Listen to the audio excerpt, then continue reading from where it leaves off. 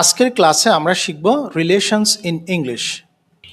বিভিন্ন পারিবারিক সম্পর্ক ইংরেজিতে কিভাবে বলা হয় চলুন শুরু করা যাক। 1. Husband plus wife, spouse. Husband মানে স্বামী, ওয়াইফ মানে স্ত্রী, আর হাজব্যান্ড প্লাস ওয়াইফ মিললে আমরা বলি স্পাউস, দম্পতি। Example, they are a lovely spouse. Daughter plus son, kids, children. Daughter মানে মেয়ে সন্তান, সান মানে ছেলে সন্তান। দুইজনকে একসাথে বলা হয় কিডস বা children. Example, they have 2 kids. 3. Nephew plus niece, niblings. নিপিউ বাইবা বোনের ছেলে, নিস বাইবা বোনের মেয়ে, আর দুজনকে একসাথে বলা হয় নিবলিংস।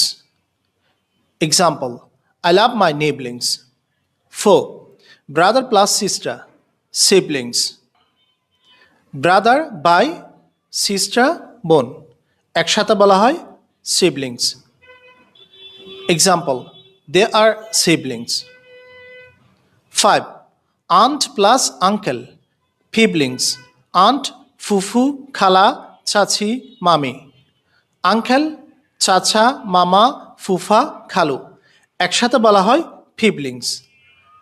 Example, I visited my siblings last week. 6. Mother plus father, parents. Mother মা, ফাদার বাবা, একসাথে বলা হয় parents. Example, my parents are very supportive. 7. Grandfather plus grandmother, grandparents. Grandfather দাদা বা নানা, গ্র্যান্ডমাদার দাদি বা নানি, দুইজনকে একসাথে বলা হয় grandparents. Example, I miss my grandparents. 8. Father in law plus mother in law, in laws. Father in law শ্বশুর, মাদার ইন ল একসাথে বলা হয় in laws. Example, he lives with his in loss.